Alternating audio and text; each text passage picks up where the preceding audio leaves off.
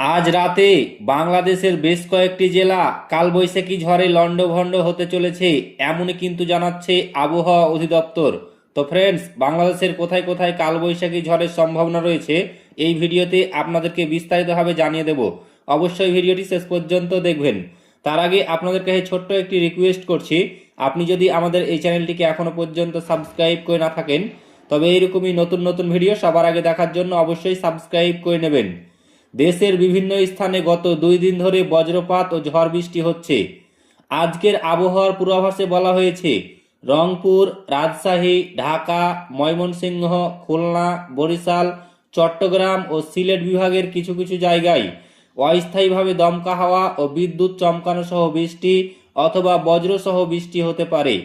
সেই সঙ্গে কোথাও কোথাও বিক্ষিপ্তভাবে শিলাবৃষ্টি হতে পারে। সারা দেশে দিনের তাপমাত্রা 1 থেকে 2 ডিগ্রি সেলসিয়াস কমতে পারে এবং রাতের তাপমাত্রা প্রায় অপরিবর্তিত থাকতে পারে। আজ সকালে আবহাওয়ার পূর্বাভাসের তথ্য অনুযায়ী যশোর, কুষ্টিয়া সহ খুলনা বিভাগের উপর দিয়ে পশ্চিম অথবা উত্তর পশ্চিম দিক থেকে ঘন্টায় 45 থেকে 60 কিলোমিটার বেগে কালবৈশাখী ঝড় বয়ে যেতে পারে। এর সঙ্গে বৃষ্টি অথবা বজ্রবৃষ্টি হতে পারে। এই সব এলাকায় নদী বন্দরগুলিকে 1 নম্বর সতর্ক সংকেত দেখাতে বলা হয়েছে। এইদিকে কালবৈশাখী সহ বৃষ্টির কারণে রাজধানী ঢাকা সহ দেশের বিভিন্ন স্থানে গরমের তীব্রতা কমে এসেছে।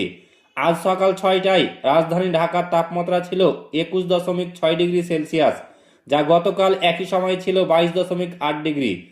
আজ সকাল 7টায় আবহাওয়ার পূর্বাভাসে জানানো হয়েছে, দুপুর পর্যন্ত ঢাকা সহ এই এলাকায় আকাশ অস্থায়ীভাবে আংশিক মেঘলা থাকতে পারে। এর সঙ্গে বৃষ্টি অথবা বজ্রবৃষ্টির সম্ভাবনা রয়েছে।